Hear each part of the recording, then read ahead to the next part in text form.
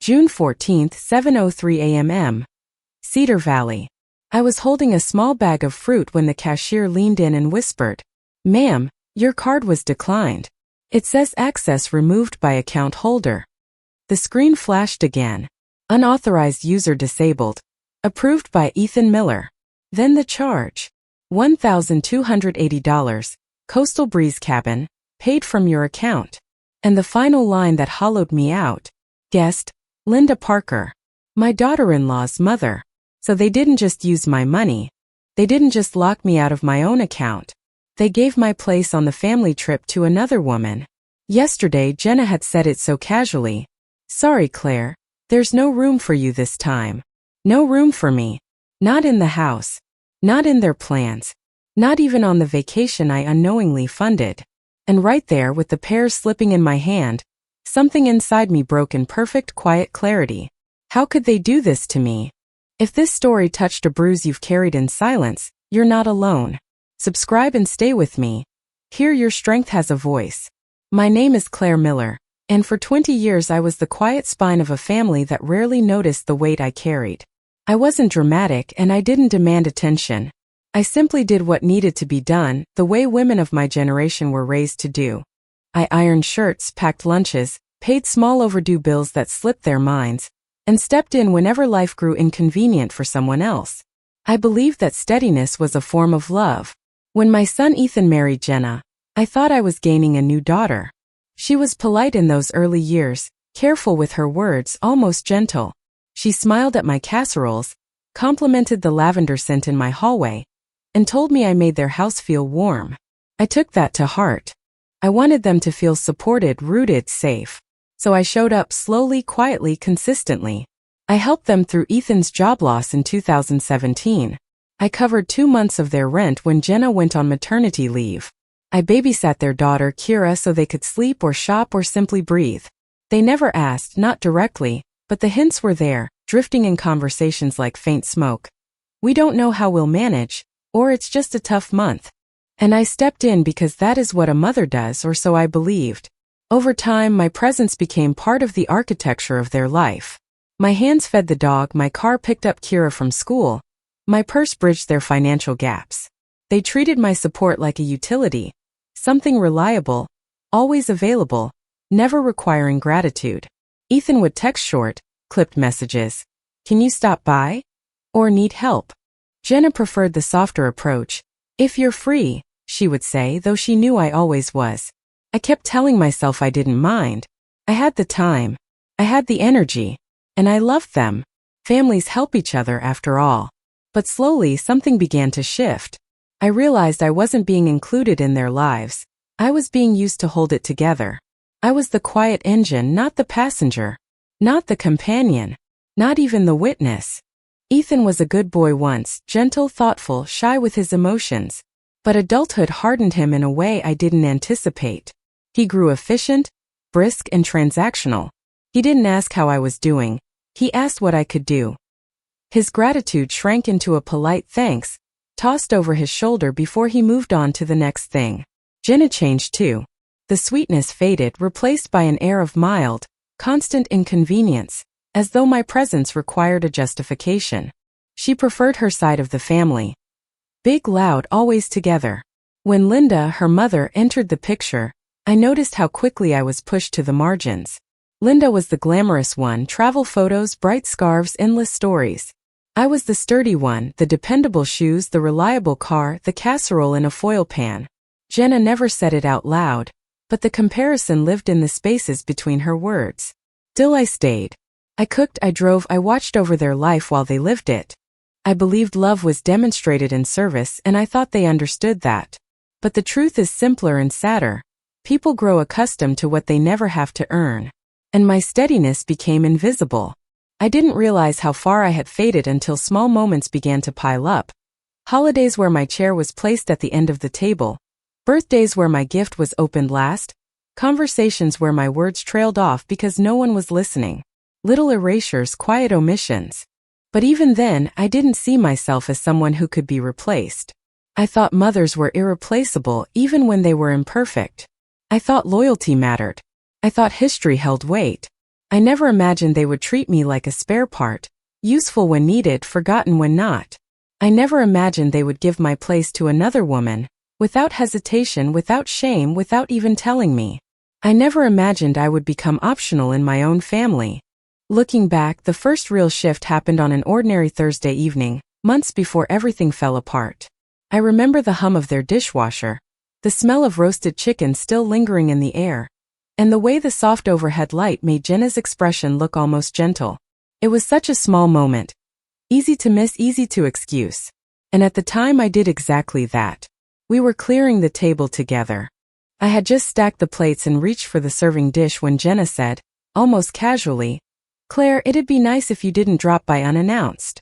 She kept her tone soft, her eyes focused on the leftover food. "We have our own little family now." She smiled after she said it, one of those polite, thin smiles that tries to soften the words without truly meaning to. I laughed lightly because I wasn't sure what else to do. I told myself she didn't intend anything cruel. I told myself she was tired, overwhelmed, emotional. I told myself it wasn't a boundary being drawn, it was just a clumsy sentence. But deep down, something inside me shifted just a little. I remember the feel of the dish in my hands, the warmth, the weight, and how suddenly foreign their kitchen felt. I had spent years moving through that space as if it were a quiet extension of my own home. I knew where they kept the olive oil and the spare dish towels. I knew which cabinet stuck in the winter. I knew the little life details that only someone deeply involved would know.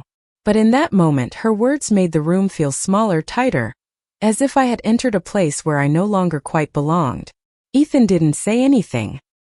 He was rinsing glasses at the sink, nodding absently as though he agreed. Or perhaps he didn't hear. Or perhaps he chose not to hear. I've thought about that silence many times since then. Sometimes silence is its own kind of decision. "Of course," I said, keeping my voice light. "I'll call next time." That was all. No confrontation, no explanation. I didn't want to seem sensitive. I didn't want to be a burden. That fear of being too much had lived with me for years, long before Jenna ever entered my life. We finished cleaning. I kissed Kira goodnight, stroked the dog behind the ears, and let myself out. The cool air outside felt like a relief I couldn't name. When I sat in my car, I noticed my hands trembled slightly, though I didn't know why. I told myself it was nothing. Families shift, I thought. Children grow up. Dynamics change. It was normal. Everyone goes through this. But the truth is, that was the first push. The first small eviction. A soft shove toward the door of a home I had helped them build. It wasn't loud. It wasn't cruel. It was a quiet recalibration of where I stood, no longer at the center, no longer at the side, but just outside the frame. For weeks afterward, I ignored the memory. I smoothed it over, tucked it away, convinced myself I was imagining it. I busied myself with errands, knitting, small routines. I still came when they called. I still helped. I still loved them with the same steady devotion I always had. But something had cracked in the foundation, even if I refused to look at it fully. I wish now that I had listened to that early warning. I wish I had taken it seriously, instead of brushing it away like lint on a sleeve. But people like me, women who hold families together quietly, we are too practiced at dismissing our own discomfort.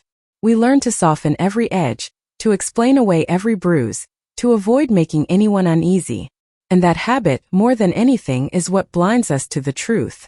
That evening was the first omen. The first sign that the balance had shifted, that my place was no longer assumed, that I had become something optional. A helper, not a mother. A visitor, not family. I didn't know it then, but that single sentence, delivered so lightly, was the beginning of everything that came later. If I had paused, truly paused, I might have recognized it. I might have drawn a boundary. I might have protected myself before their choices wounded me so deeply. But I didn't. I smiled, agreed, and walked right back into the pattern they had set for me. And life, as it often does, followed the crack until it split the entire structure wide open. After that quiet Thursday evening, the distance didn't come all at once. It came in small, careful steps, so soft that anyone else might have missed them. But I felt each one the way you feel a draft in a house you know by heart. Something shifts, then shifts again, and before long you're living in a place that no longer feels warm. The first changes were practical. Ethan began texting instead of calling. His messages were shorter, sharper, stripped of any warmth. Pick up Kira? Can you watch the dog? Need help with bills? He never added please. He never asked how I was doing. It was as though I lived in a corner of his phone labeled tasks. Not mother. Jenna's tone changed too. She used to greet me with a smile or a small story from her day.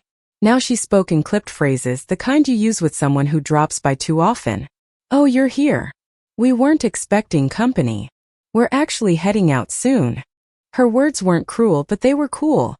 Like dishes left to dry on a rack, spotless and cold to the touch. First, I told myself they were just busy.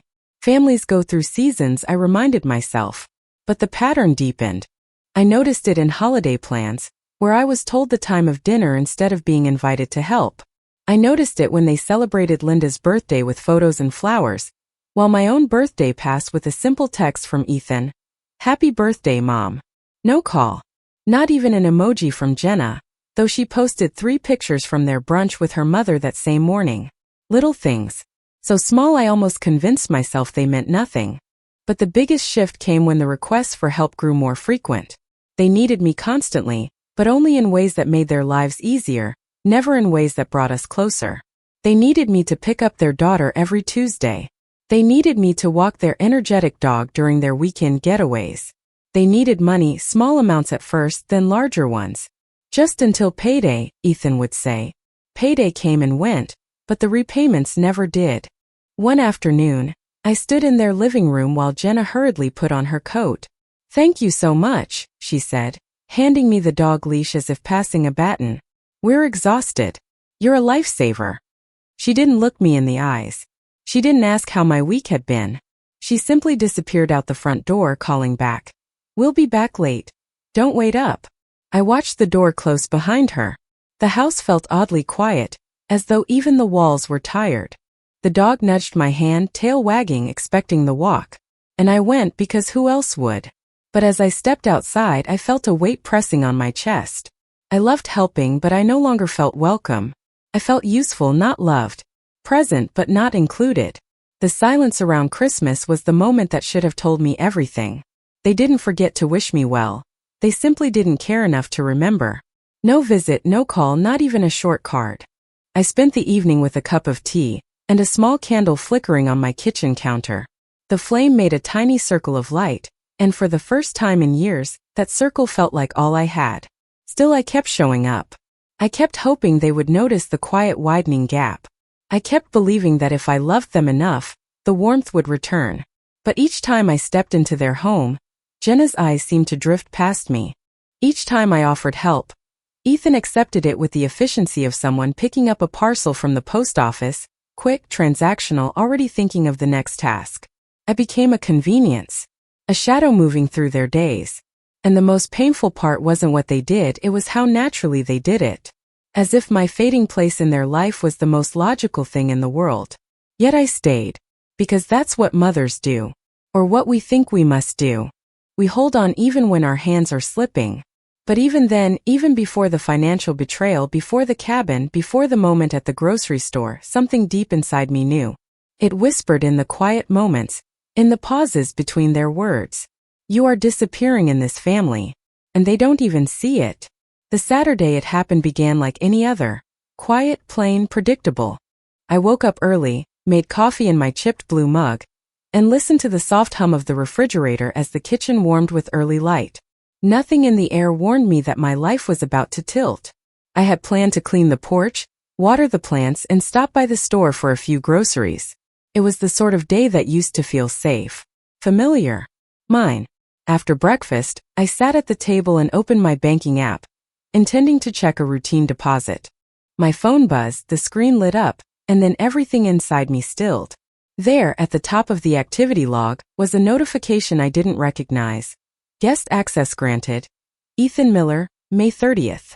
I frowned, blinking at the screen as though the words might rearrange themselves into something harmless. They didn't. Below the first line was another. Additional guest. Linda Parker. My chest tightened. For a moment I simply stared. Linda? Jenna's mother? Why would she be listed on my account? Why would either of them have guest access at all? I scrolled down, my finger trembling without my permission, and then I saw the charges, clean, bold, impossible to misread. $1,280 Coastal Breeze Cabin, paid from your account. $74 Seaside Grill, paid from your account. $219 Ocean View SUV Rental, paid from your account. Each line felt like a small blow landing in the same spot again and again. But it was the next detail that hollowed me out completely. Booking guest, Linda Parker. My place on the family trip, the trip they hadn't mentioned, the trip I assumed they weren't taking, had been given to another woman. There was no mistake, no misunderstanding, no accidental tap of a button. This had been arranged, approved, and executed.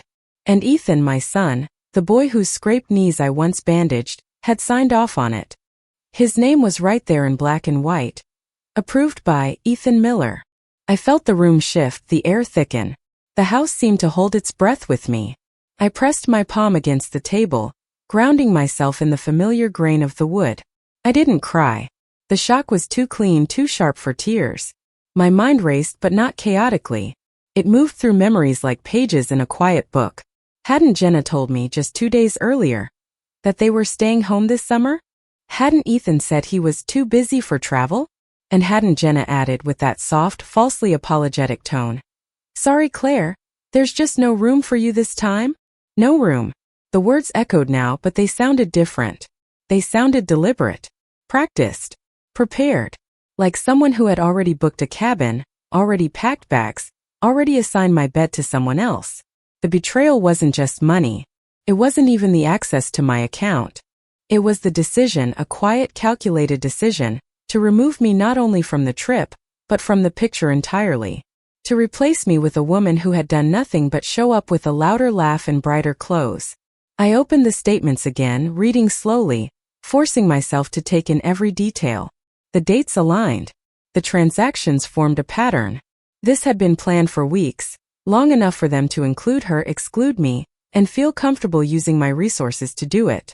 I thought of Kira, my granddaughter, who had told me last week, "Grandma, Mommy says we're going somewhere special."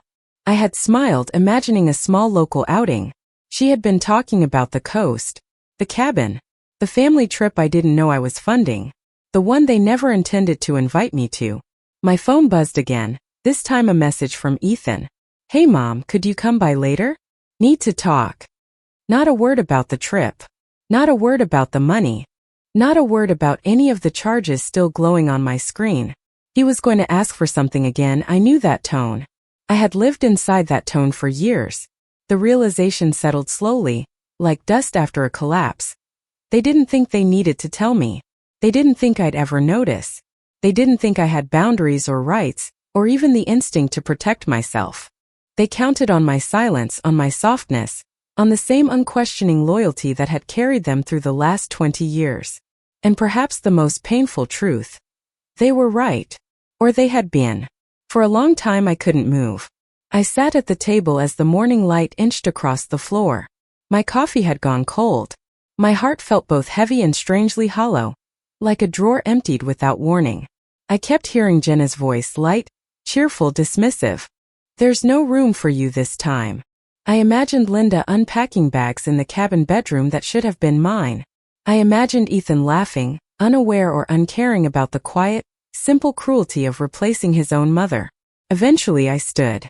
Not abruptly, not dramatically, just slowly, as if rising from a life I no longer recognized. My knees were stiff, my breath unsteady. But the world around me had changed and I could no longer pretend otherwise. The betrayal was complete. It was real. And it was mine to face. When I returned home that morning, the house felt strangely hollow, as if it already knew something inside me had shifted. I set my purse down on the entry table, listening to the soft click of the latch, and for a long moment I simply stood there, staring at the familiar hallway. The scent of lavender from yesterday's cleaning still lingered. The sunlight fell across the floor in quiet stripes. Everything looked the same, yet nothing felt the same. I walked into the living room and sank slowly onto the floor, leaning against the sofa. The carpet felt cool beneath my palms. I expected tears, some rush of emotion, some unraveling, but none came. Instead, there was a heavy stillness inside me, a kind of suspended breath. It was the first time in years that silence didn't soothe me. It revealed me. My eyes drifted to the bookshelf across the room. There on the second shelf sat the framed photo of Ethan as a boy, missing his front teeth, grinning at the camera with a sunburned nose. I used to look at that picture and feel warmth. But now, staring at it, I felt something calmer, quieter, almost distant. A recognition, not a reflex. I whispered his name under my breath. Ethan. It sounded both familiar and foreign, like a word I had repeated too many times without understanding its meaning. 1,000 memories washed through me, but instead of comfort, they brought clarity. I realized that love can blind you long enough to ignore the truth, but it cannot blind you forever. I drew my knees close and rested my forehead against them. My breath moved in slow, measured waves. And then, without planning it, without drama, without even pain, I spoke out loud, my voice barely above a whisper. Claire, you either disappear today or you stand up now.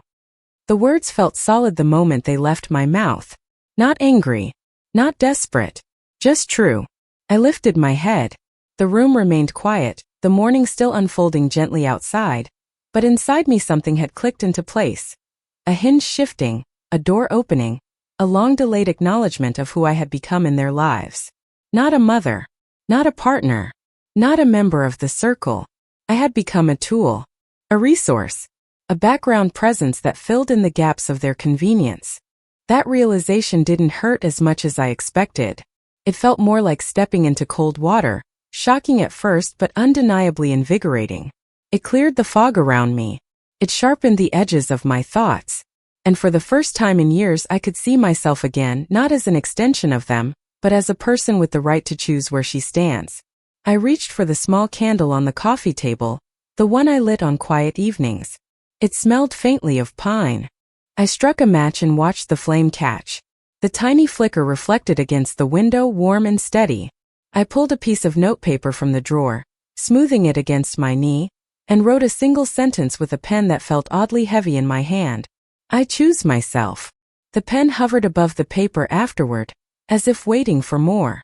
But that one sentence held enough weight to fill the entire page. It was a declaration, a promise, a line in the sand I had avoided drawing for far too long. I set the paper beside the candle and felt a long breath leave my body, slow and steady. It was as if the room exhaled with me. I stood gently, almost ceremonially. My legs trembled slightly, not from fear, but from the unfamiliarity of choosing my own side. I walked to the window and opened it. The morning breeze drifted through, carrying the scent of wet grass and distant pine. I let the air fill my lungs, clearing out the remnants of years of quiet endurance.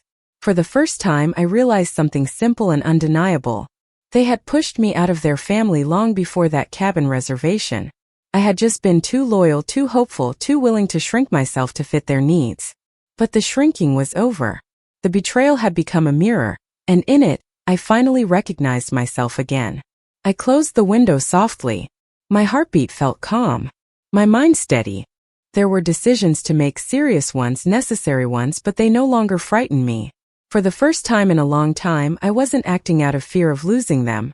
I was acting out of the need to reclaim myself. The decision itself was quiet. There was no dramatic music, no storm outside, no raised voice echoing off the walls. Just me, my phone, and the blue glow of the banking app reflected on my living room window. The candle on the table had burned low, a small ring of wax gathering around its base. My note lay beside it, for simple words holding up everything that came next. I choose myself. I sat down at the table, opened my phone and signed into my account. My hands were steady now. No trembling, no second-guessing. The same app that had delivered the betrayal would become the tool of my boundary. First, I opened the card management section. Ethan's name was there under guest access, neatly typed as if it belonged. Beside it, Linda's. Seeing them listed together on my personal account brought a strange calm instead of anger. It was proof, not of their love but of their choices. I tapped Ethan's name. A menu appeared. Modify access. Freeze. Remove. I selected remove. The app asked, "Are you sure you want to revoke this guest's access?"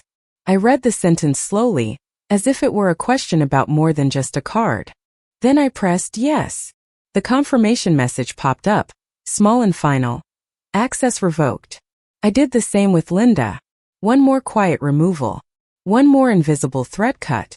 Next, I froze my card. Not out of fear, but out of clarity. I watched as the status shifted from active to frozen. It felt like closing a door that had been left open for too long, letting in people who wiped their feet on the threshold but never respected the home.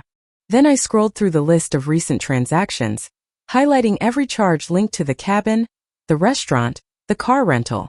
Each one a record of a boundary crossed. I clicked Report Unauthorized Use. The app walked me through the process calmly, almost kindly. I submitted the claim, attaching a note where it asked for details. Card used without consent by family member. Guest access granted without full permission. Funds used to exclude account holder from trip.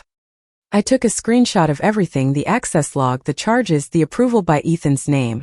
I emailed them to myself and saved them in a folder on my computer labeled Protecting Myself. Felt practical, not paranoid. Then I did something I had never done before. I searched for a local attorney. Fingers hovering over the keyboard, I hesitated for only a heartbeat. Then I typed, Family Financial Abuse Consultation, Cedar Valley. The results appeared, a list of names and offices. I chose one with a modest website and gentle wording. We help individuals navigate difficult family situations with discretion and respect. I booked an appointment for the following week. There was no satisfaction in it. No sense of revenge. Just a simple understanding. If I didn't protect myself now, no one else would. When the confirmations were done, I set my phone face down on the table. The room felt different, lighter somehow. Not because my problems were solved, but because I had stepped out of the role they'd written for me. I was no longer the woman who absorbed everything in silence. The clock on the wall read 11:42 a.m. It struck me how early in the day it still was.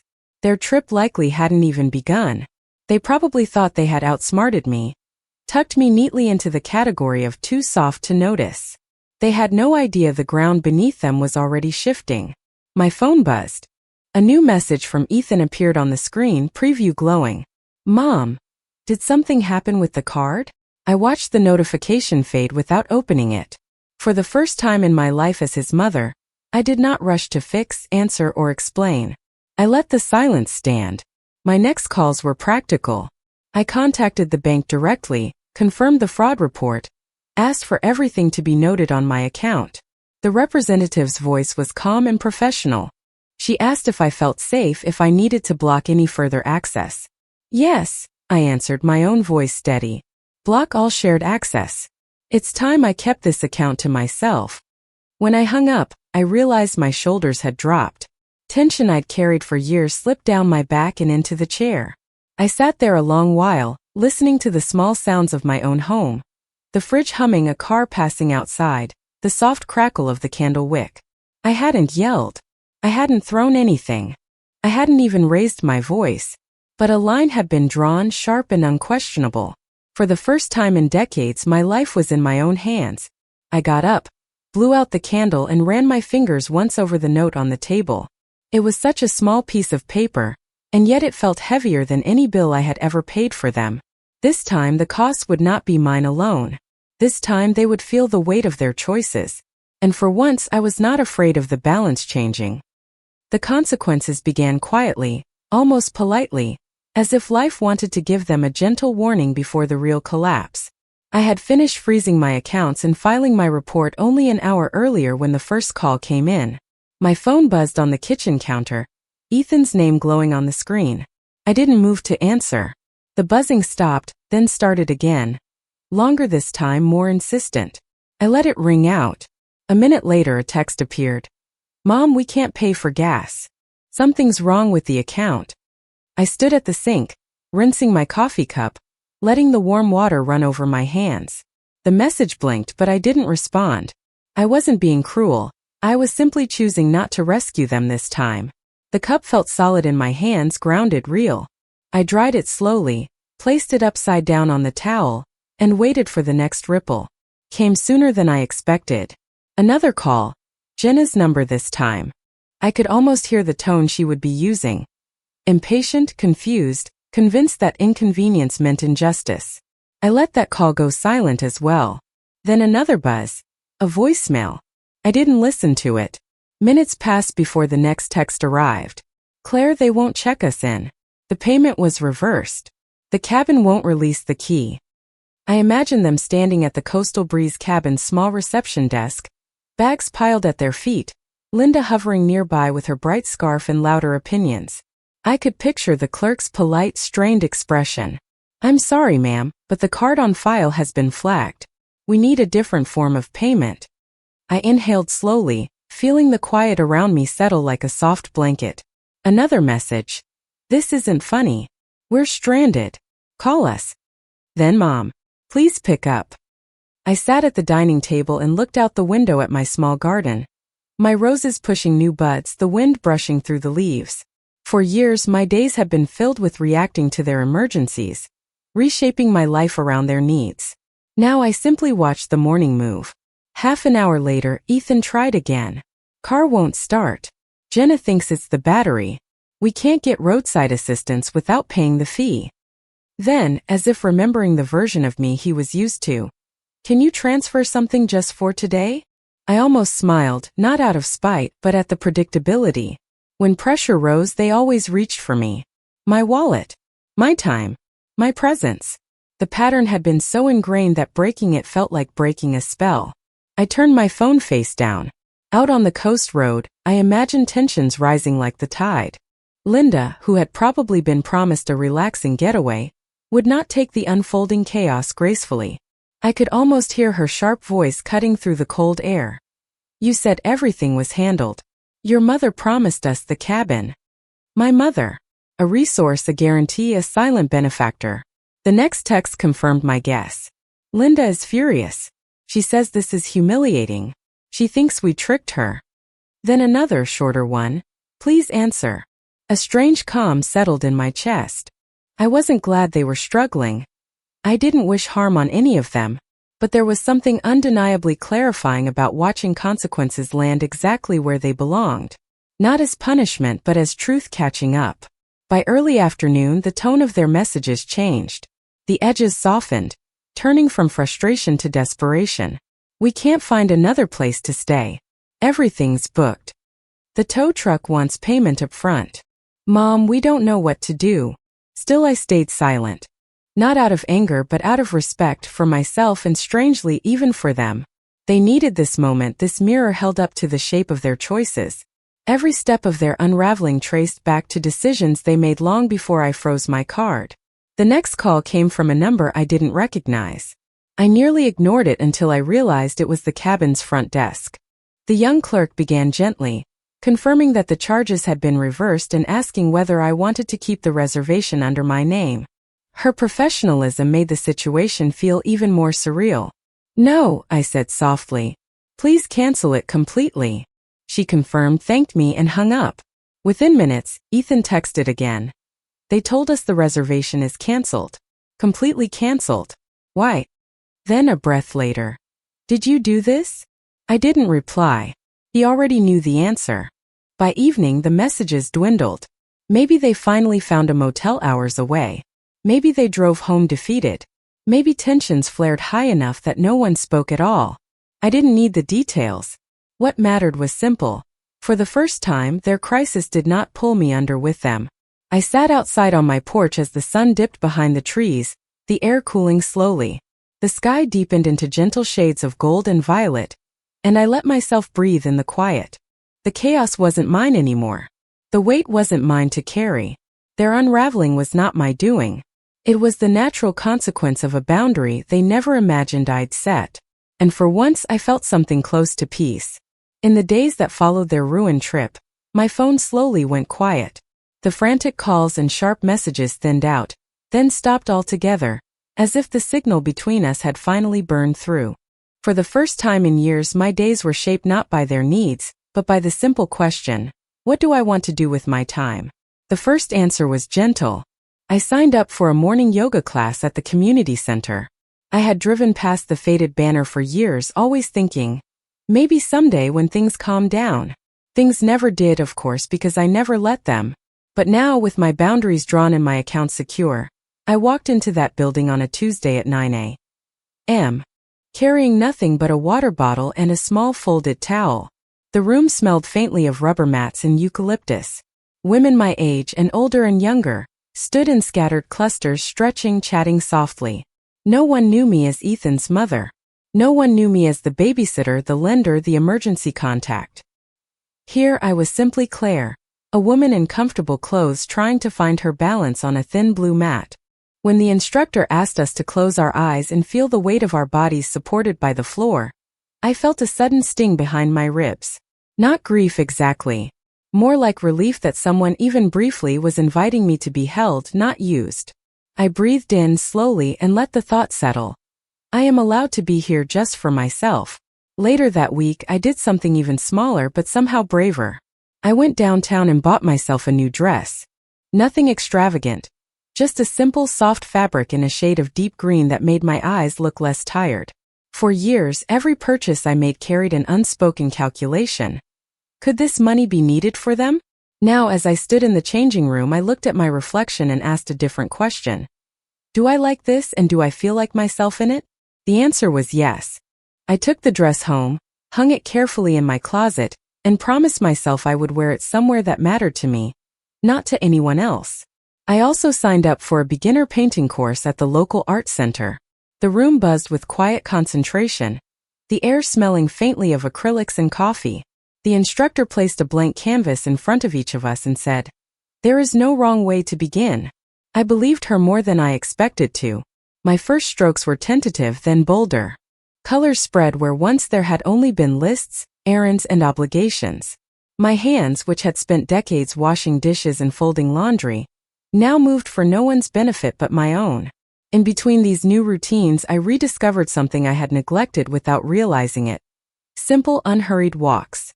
I began to take them every evening, following the same quiet route through my neighborhood. Past the maple tree with the crooked branch. Past the house with the wind chimes. Past the small park bench where an older couple often sat sharing a thermos. The air cooled as the sun sank, and with each step, my world felt a little wider. I noticed how peaceful my home felt now that it wasn't constantly braced for the next request, the next hurried drop-off, the next emergency. My blue mug sat where I left it. My candle burned when I chose to light it. My bank statements came in clean and calm, untouched by anyone else's plans.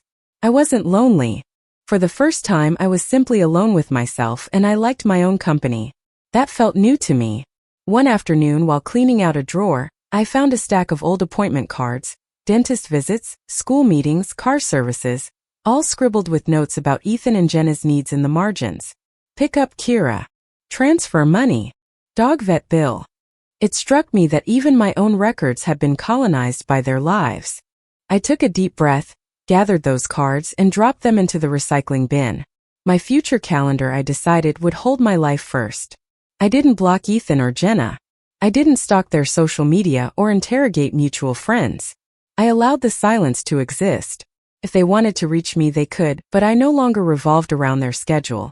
The absence of their demands created a kind of gentle space in my days, and in that space, I began to hear my own thoughts more clearly. Little by little, my life stopped feeling like an empty waiting room, and more like a home I had finally moved into. I was not trying to prove anything to Ethan or Jenna. I wasn't hoping word would get back to them that I was thriving. This new balance wasn't a performance. It was a quiet agreement between me and myself. I would no longer sacrifice my well-being for people who treated it as expendable.